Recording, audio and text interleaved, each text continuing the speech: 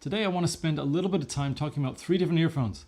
Partially because I don't want to do a review of each of them individually, and secondly because they've been in my office for a little while, reviewed them over at Headphonics. I want to talk about them very briefly here.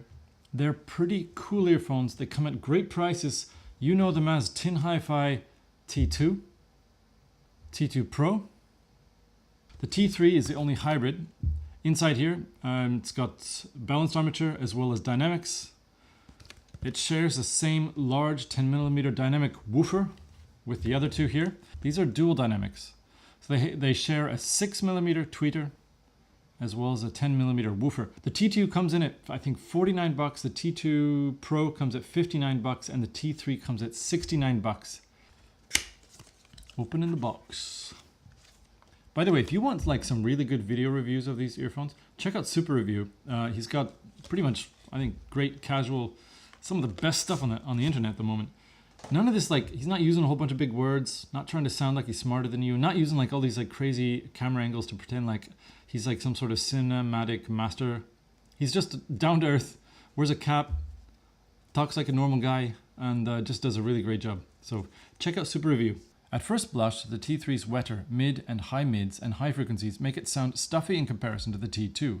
But after a bit of listening, the T3 shows a really good round edge stereo fade with good environmental Q echoes that open it up on a Z axis to a degree that the T2 doesn't. In contrast, the T2's drier, high frequency fades reveal less of the recording venue and ultimately feel flatter.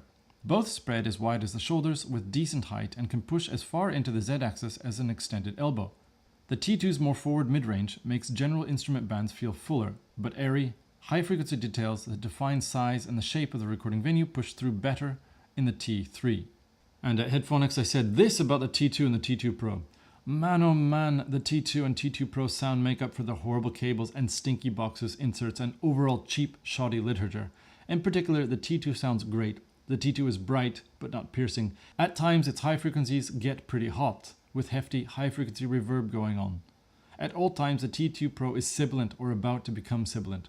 Both T2s faintly vibrate the opening seconds to Marcus Scholl's main stage, giving it a slightly elevated bass, roughly in line with the ear's natural low-frequency decays. Reverb accepted, the highs generally follow suit, giving both earphones a minor V-shaped sound signature, most exaggerated in the upper mids and highs.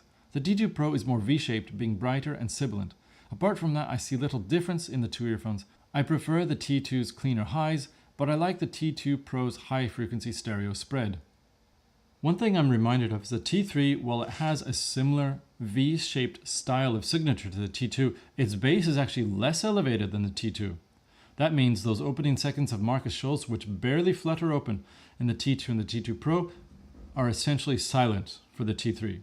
I think the T3 is like the T2 Pro that should have been. Yeah, it's more expensive, it's got a better cable and all that, but it's got no sibilance at all. It's got a higher high frequency range at least, or more general focus in the high range that the T2 lacks and the T2 Pro was trying to do, but it's got really no faults. Do I wish I had a little bit more bass? Yeah, probably. So it's kind of a trade-off. T2 has a little bit more bass, T2 Pro, too sibilant, and the T3 is basically between the two, but with no trade-offs. Okay, I'm going to give it to the T3, and the reason is this. The T3 doesn't stink. I don't want to bring anything into my house that smells as bad as the T2 and T2 Pro box smelled. Now, of course, and unfortunately, they are in my house. My daughter already complained, and my wife already complained. They stink. Now, the smell is already dissipated, and it's a lot better.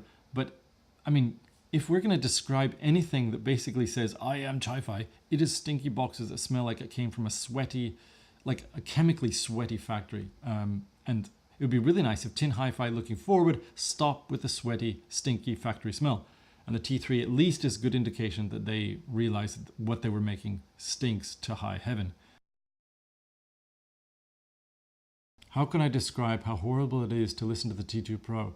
You put it in your ears and you're expecting perfection because it starts out like the T2. Great bass, great highs, and you're like, okay, this is for $10, this is a great upgrade to the T2. And then somebody cracks a cymbal, or someone's voice is like saying some S sound, and it's like, it sounds like parcel tongue. Something's in the walls, it's coming around, it's gonna eat you or something like that. It's just It's the worst sibilance I've heard in any earphone that's been on the market for the last 10 years or something. Now, I've listened to some earphones that sometimes have sibilance, but no. The T2 Pro cannot be compared to them. It is just... It's sad because I liked it. I liked the crisper highs. I liked the more frequency information in the highs. I liked the pressure. But the sound, the S sound and the cymbal clash and all that is just awful. And it's just a real shame. And they want $10 more for it. The T3, it's got all of the good things of the T2, kind of. It's got a little bit less bass, so if you want more bass, that's kind of a minus. And it's got what the T2 Pro was trying to do.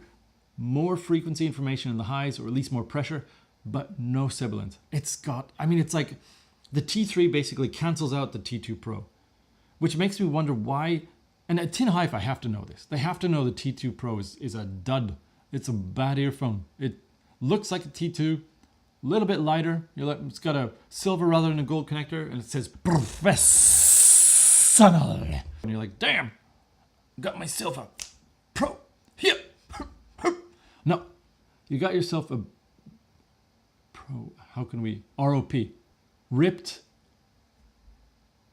on delivery. Resurrected on penis.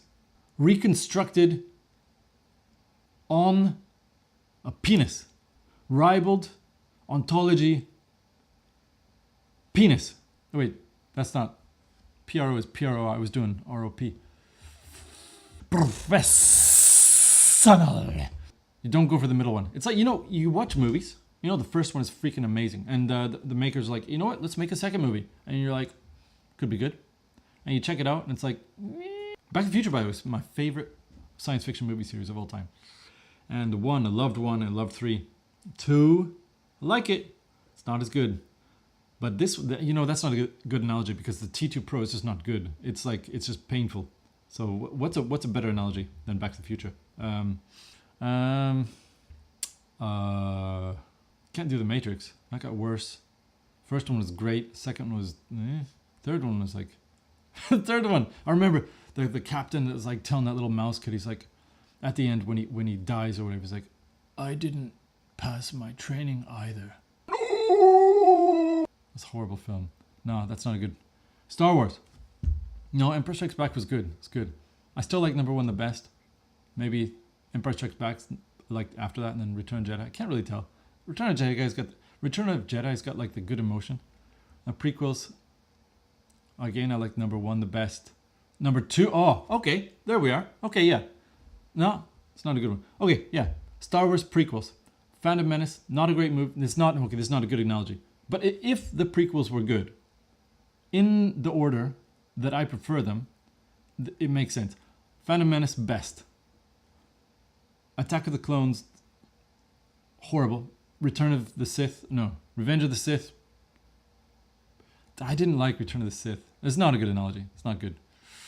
Got a great analogy. Okay, Force Awakens, not a great movie.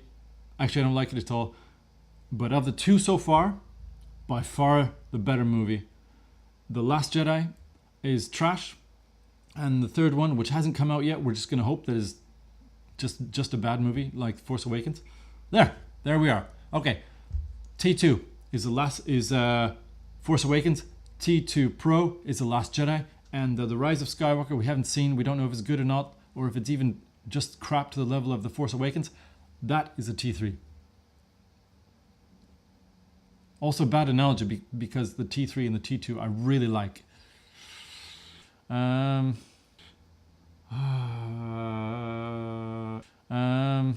Okay, here it is. The T-Series is perfectly comparable to Indiana Jones. The first movie is awesome. The second movie is... The third movie is awesome. Which one is better, the first one or the third one? I don't know. That's up to you. It's up to me. But we all know that the second one is the one that we watch the least. In this case, the T2 Pro is actually a bad sounding earphone because of all the sibilance. While the Temple of Doom may not be a horrible movie per se, it's just one that we don't prefer. So that's as good of an analogy as I can come up with. That's it. Guys, it's been a pleasure talking with you. I'll see you on the next Thursday thing. Ciao. Cheers. Auf Wiedersehen. Hey do. Sayonara. Jaula. I thought I was done with this video, but I'm not. The reason is this: I was modeling the earphones for the camera and I realized that the channels are actually mislabeled on the T3. If you look here, you can see that this earphone, which most comfortably should fit into the left ear, has a red label. Red label always, unless you're like in some backwards company, goes for the right channel. It's not because the cable is misplugged. The channel itself is mislabeled. If you'll notice, they're both red channels. However, the T2 Pros will fit like this in the ear, while as the T3s will fit in this ear. Can it happen to any manufacturer? Yes, it can. Does it happen to HiFi manufacturers more often than not? Hell yes. In fact, I could tell story after story after story. As one of the reasons I don't like covering HiFi. This sort of negates all the pluses of your better earpieces. So I will have to say that we won't go with Indiana Jones. We might go with the prequels for Star Wars. Phantom Menace. Okay, the prequels are not good movies, but among them I like Phantom Menace the best because it's just a romp. You don't have to worry about it. Once I start getting into the story where they're building up Anakin Skywalker as Anakin Skywalker as a possible Jedi, the love story comes into it and it's just awful. The second movie is horrible from every aspect. The third movie, you think it's going to be good. You think it's going to be good. There's some emotion, there's some raw power. Darth Vader goes, no! Like a 1930s movie. And then there's a Palpatine and next to it. And the final battle goes on for like half an hour. There's no tension left anywhere in the movie, and still Skywalker and his, what's the guy? Bob Iger. No. Who's the guy he fights? It's not Bob Iger. Obi-Wan Kenobi. He and Obi-Wan Kenobi are still fighting. Everything's falling around apart them. We know Vader's going to become Vader. We know he's going to be maimed for life. It still goes on. It's better than the second movie for sure. But jeez, what a... Ugh. Anyway, T3, you sound great. Come on. Tin HiFi. Let's do better.